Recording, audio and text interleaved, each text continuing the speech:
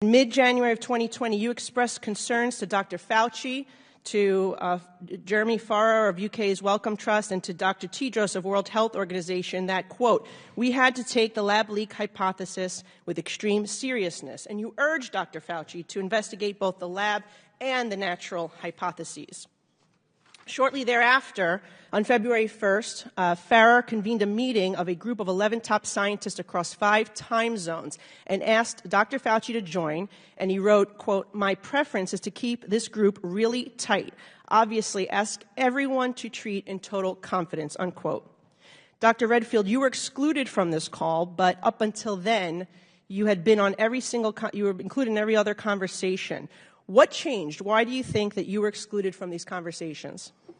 Thank you very much. I think just to emphasize, in early to mid-January, I did have multiple calls with Fauci, Farrar, and Tedros about how important I thought it was that science get engaged in aggressive pursuing both hypotheses.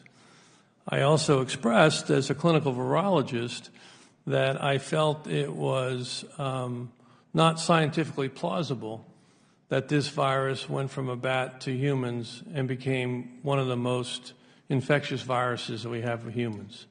All viruses are not the same. So when you look at coronaviruses, for SARS and MERS, for example, when they entered the human species, which they did via an intermediate, they never learned how to go human to human. Even to this day, they don't know how to go human to human.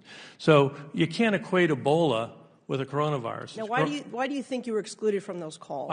Because it was told to me that they wanted a single narrative and that I obviously had a different point of view. Okay. In emails following the conference call, 4 of the 11 scientists told Fauci that they all found the genetic sequence inconsistent with expectations from evolutionary theory, basically what you're saying. However, just 3 days later, these 4 scientists had drafted a paper arguing the exact opposite, and that's now the infamous proximal origin of SARS-CoV-2.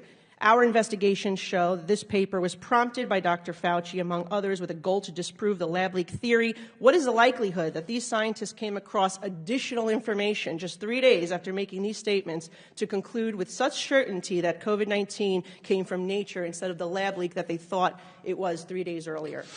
Yeah, I think it's unfortunate. Again, I've said this before, that this whole approach that was taken on February 1st and subsequently in the month of February, if you really want to be truthful, it's antithetical to science.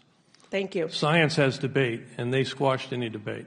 Thank you. Given what we know now and looking at all the conversations in February of 2020 and before the release of the paper, do you think that Dr. Fauci used this paper to hide the gain-of-function research created this virus? I can't talk about Fauci's motivation. Do you think that the paper does hide the truth? I think it's an inaccurate paper that basically was part of a narrative that they were creating. Remember, this pandemic did not start in January at the seafood market. We now know there was infections all the way back into September. This was a narrative that was decided that they were going to say this came from the wet market, and they were going to do everything they could to support it, to negate any discussion about the possibility that this came from a laboratory. I got 20 seconds left. Dr. Fauci was affirmatively told in an email that NIAID had a monetary relationship with the Wuhan Institute through EcoHealth Alliance. He was told this in January 27th of 2020. Do you think that Dr. Fauci intentionally lied under oath to Senator Paul when he vehemently denied NIH's funding of gain-of-function research? I think there's no doubt that NIH was funding gain-of-function research. Is it likely that American tax dollars funded the gain-of-function research that created this virus? I think it did, not only from NIH, but from the State Department, USAID, and from DOD. I'm out of time. Thank you very much.